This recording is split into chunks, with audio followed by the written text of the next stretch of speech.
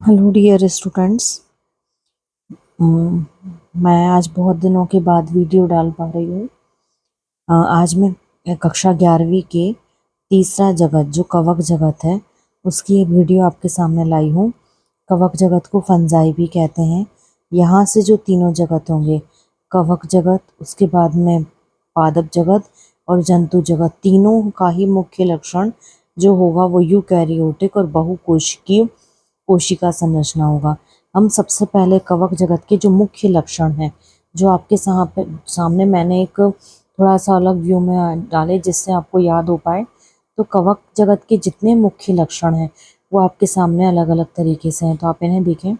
कवक जगत जो होते हैं उनमें जितने भी जीव पाए जाते हैं सभी यूकैरियोटिक और बहुकोशिकीय होते हैं।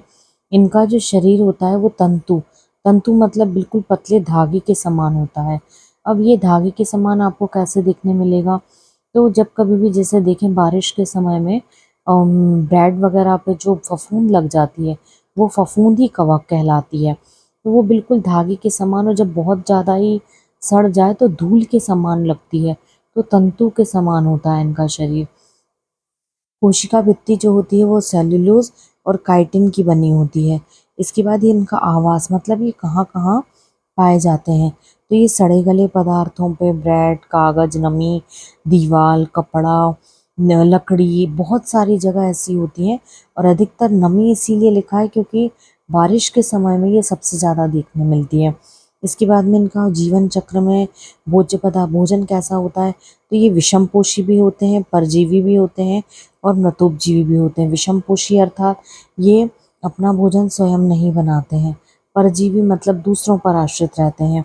और मृतोपजीवी मतलब सड़े हुए मृत पदार्थों पर अपना भोजन ग्रहण करते हैं। इसके बाद इनमें जो भोज्य पदार्थ होता है वो ये ग्लाइकोजन के रूप में संचित करके रखते हैं। मतलब अगर भोजन एकत्रित हो जाए तो वो ग्लाइकोजन के रूप में संचित होगा। और इनमें जो प्रजनन होता है वो लैंगिक और अलैंगिक दोनों विधियों से होता है।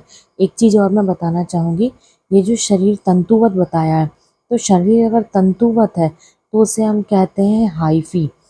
इस तरह से शरीर तंतुवत होता है तो हाइफी और माइसीलियम दोनों मिल करके एक जाल जैसी संरचना बना लेते हैं। इसका वर्णन मैं और थोड़ा सा आगे आपको बताऊंगी जब कवक जगत का वर्गीकरण देखेंगे। तो उदाहरण इसमें दिए हैं राइजोपस, म्यूकर और पेनिसिलियम। इस पक्सीनिया भी है और पेजाजा भी है।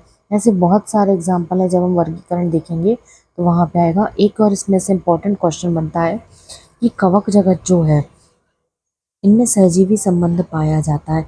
या आप टॉप मोस्ट एग्ज़ाम के क्वेश्चंस में निशान लगा लें कॉम्पिटिटिव एग्ज़ाम में, और आपका कॉमन 11th-12th एग्ज़ाम में भी ये दोनों एग्जाम्पल बहुत इंपॉर्टेंट है। तो कवक जब शैवालों के साथ सहजीवी संबंध बनाता है तो उसे लाइकेन कहते हैं। और कवक जब उच्च पौधों की जड़ों के साथ सहजीवी संबंध बनाते हैं तो इस संबंध को माइकोराइजा कहते हैं। लाइकेन और माइकोराइजा दोनों बहुत इंपॉर्टेंट हैं, जिसमें लाइकेन को अग्नि का सूचक भी माना जाता है। इस पे हम आगे चर्चा करेंगे। आप यहाँ पर ये कवक जगत का सामान्य लक्षण जो है वो इस वीडियो में मैंने कवर करे हैं। नेक्स्ट वीडियो जो होगी वो मैं कवक जगत का वर्गीकरण लेके आऊँगी। और अब कंटिन्यू वीडियोज़ आएंगी। कुछ थोड़ा सा प्रॉब्लम थी फैमिली में, इस कारण से वीडियोज़ नहीं आ रही थी। आप चैनल रेगुलर देखते रहें और सब्सक्राइब करें। Thank you.